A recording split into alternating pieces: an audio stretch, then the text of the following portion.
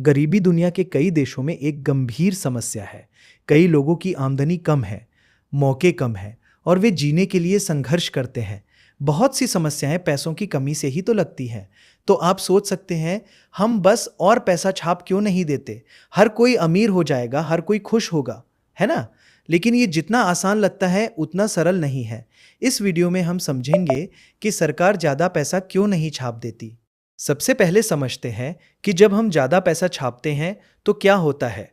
अगर आप अपने माता पिता या शिक्षकों से पूछेंगे तो वे कहेंगे कि इससे महंगाई इन्फ्लेशन बढ़ेगी। लेकिन महंगाई होती क्या है? महंगाई तब होती है जब सामान की वही मात्रा रहती है पर पैसे ज़्यादा हो जाते हैं, जिससे कीमतें बढ़ती है।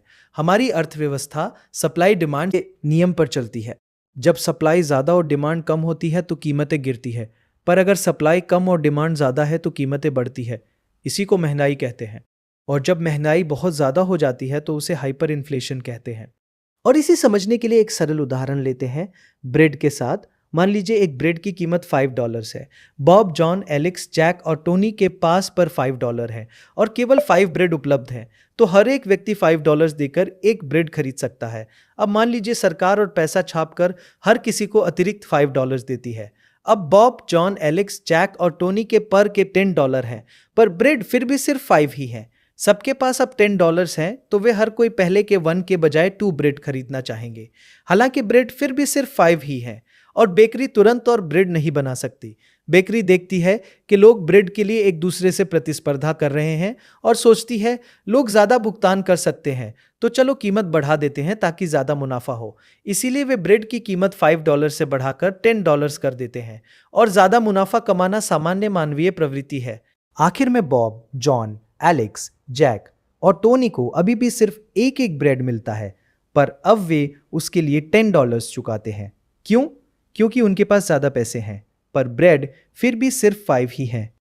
क्योंकि हर किसी के पास ज़्यादा पैसा है, वे वही ब्रेड पाने के लिए ज़्यादा देने को तैयार हैं। तो क्या ज़्यादा पैसा छाप देने से वे अमीर हो जाते हैं? नहीं, नहीं होते, क्योंकि ब्रेड फिर भी सिर्फ 5 ही है।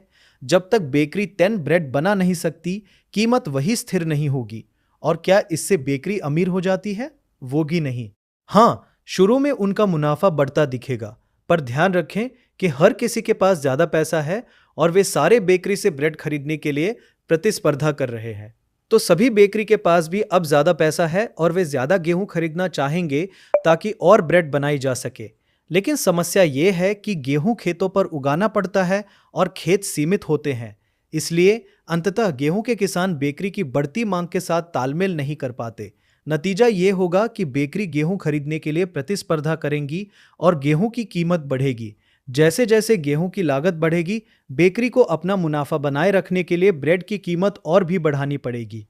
निष्कर्ष ये है कि वस्तुओं और सेवाओं की आपूर्ति बढ़ाए बिना सिर्फ पैसा छाप देना महंगाई को बढ़ाता है, जिससे कीमतें बढ़ती है और पैसे की कीमत गिरती है। इसलिए सिर्फ पैसा छाप देने से आर्थिक समस्याएं हल नहीं होती। अब जब आप समझ गए कि ज़्यादा पैसा छापना एक बेवकूफ़ाना विचार लगता है और आप सोच रहे होंगे कि कोई भी देश ऐसा कभी नहीं करेगा, लेकिन कुछ देशों ने वाकई ऐसा किया है और उसका परिणाम तबाही जैसा रहा। चलिए कुछ उल्लेखनीय उदाहरण देखते हैं। Number 1, Weimar Republic 1920s। तो वर्ल्ड वॉर 1 हारने के बाद जर्मन एम्पायर में क्रांति हुई और जर्मन एम्पायर खत्म होकर वाइमार रिपब्लिक नया जर्मनी बन गया। वाइमार जर्मनी युद्ध से बुरी तरह तबाह था, इंफ्रास्ट्रक्चर खंडहर में था और पूरे देश में अराजकता थी। स्थिति और खराब हुई क्योंकि एलाइड फोर्सेस ने ट्रीटी ऑफ वर्साइज के आधार पर भारी वॉर रेपरेशंस लगाए, जिससे ये ऑस्ट्रियन पेंटर भी गुस्से में आया था। अर्थव्यवस्था बर्बाद थी, बेरोजगारी फैली हुई थी और सरकार के पास पैसे नहीं थे। रेपरेशंस और कर्ज चुकाने के लिए सरकार ने हड़बड़ी में रेकलेसली मनी प्रिंटिंग शुरू कर दी। इससे कीमतें खतरनाक गति से बढ़ने लगीं। नवंबर 1923 तक कीमतें कुछ ही घंटों में दोगुनी हो रही थी। लोगों को बेसिक चीज़ें जैसे ब्रेड खरीदने के लिए गिट्टियों भर के नकदी की ज़रूरत पड़ती थी। उदाहरण के तौर पर एक ब्रेड जिसकी कीमत जनवरी 1923 में 250 मार्क्स थी, नवंबर 1923 तक 200 बिलियन मार्क्स हो गई थी। इस हाइपर इन्फ्लेशन ने बचत नष्ट कर दी। और अर्थव्यवस्था अस्थिर हो गई, जिससे सामाजिक अशांति बढ़ी और हिस्ट्री को बदलने वाले इस आर्यन डूड का उठना भी संभव हुआ। Number 2, Zimbabwe 2007। जिम्बाब्वे पहले रोडीजिया के नाम से जाना जाता था और यह साउथ अफ्रीका की तरह अपार्थाइड वाला देश था। 1980s में अपार्थाइड खत्म होने के बाद रोडीजिया समाप्त करके जिम्बाब्वे बनाया गया। नए राष्ट्रपति रॉबर्ट मुगाबे एक कड़ा एंटी कॉलोनियलिस्ट थे और उन्होंने वाइट लैंड ओनर्स को बेदखल करके ज़मीन काले किसानों में रीडिस्ट्रीब्यूट करने का फैसला किया। लेकिन इन नए किसानों में कृषि का अनुभव और ट्रेनिंग कम था, जिससे खाद्य उत्पादन में तेज़ गिरावट आई, बेरोजगारी बढ़ी, आर्थिक मिसमैनेजमेंट हुआ और अंतर्राष्ट्रीय सैंक्शंस लगे, जिससे देश अराजकता में डूब गया। इन चुनौतियों से निपटने के लिए सरकार ने अपने खर्चों को कवर करने और अर्थव्यवस्था ठीक करने के लिए पैसा छापना शुरू कर दिया। इस नीरस छपाई ने हाइपर इन्फ्लेशन को जन्म दिया, जहां कीमतें भयंकर दर से बढ़ रही थीं। 2008 तक जिम्बाब्वे का हाइपर इन्फ्लेशन एनुअल दर अनुमान से बाहर 89.7 सेक्सटिलियन% तक पहुंच गया था, यानी 89.7 के बाद 20 शून्य।